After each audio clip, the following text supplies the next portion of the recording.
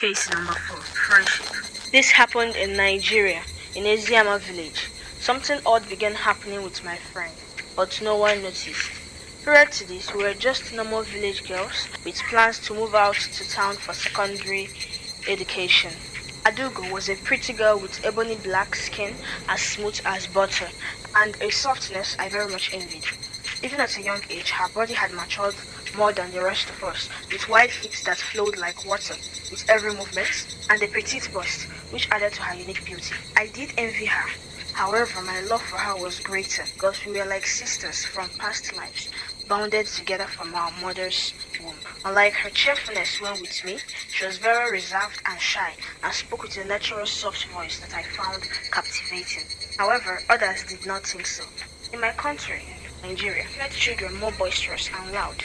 Most quiet kids were shamed for being too quiet, and even parents would join in the ridicule to prevent their children from growing into ones who would be easily bullied by anyone. Even your younger siblings could bully you if you were too gentle, and no one would fault them.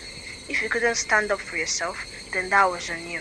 Of course, I didn't think like this. To me, Ada was just a shy girl who needed to know others to open up. She was only shy when with outsiders. At home, she was just as loud and outgoing as everyone else. Because of the constant bullying due to her shy nature, I decided to be around Ada to protect her, challenging and sometimes beating up anyone who dared to harm my friend. Our parents didn't mind, as long as we didn't hurt ourselves. Horrible distortion of this story began on a Sunday. Early morning after preparing for church, I went on to call Ada, where we ended up meeting on the road, as she was also on her way to call me. We laughed at the silliness of everything before making our way to church. Midway through church service, I was called away by a sister to help her with something, and after telling Ada that I would come back soon, I left. However, I took too much time, and by the time I was let go, the church service had already ended and Ada had left. I found this strange because she would usually wait for me, but I shrugged, unbothered. I could always visit her later on. After completing my tasks for the day, I changed into casual clothes and headed to Ada's house, curious about why she had left me without waiting. When I arrived, her mother greeted me warmly, asking me to sit before going to call Ada. The moment Ada came out, chills ran down my spine, and every part of my body screamed at me that this was not my friend. I sat rigid, staring wide-eyed, as whatever was in Ada's body approached me with an amiable smile. I couldn't move. It was like a python had wrapped its stretchy body around me, holding me restricted against my will. Ada apologized for leaving early. Throughout the conversation, I was in a daze, trembling lightly as cold sweat poured over my body. Deadly, chilling, vile. Whatever had possessed Ada was terrifying. I managed to make small talks before finding an excuse to leave, claiming my mother had asked me to come back early.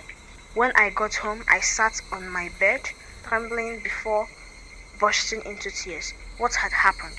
What had taken over my friend, and was I the only one who could tell? As the week went on, the changes in Ada became undeniable. She had become more outgoing, socializing even with her bullies and making new friends she seemed comfortable with. Not only that, but I also noticed many small things that had shifted. Before, Ada had always enjoyed eating palm kernels. She would gather as many as possible, cracking them with stones against her mother's will for both of us, and sometimes only herself to consume. But now she no longer liked them. When I showed some to her, her face clearly showed disgust. She hated them now. Adugo had also been skilled at braiding hair. She was so talented that she could do intricate styles on her own head effortlessly. I always went to her to help me with my hair.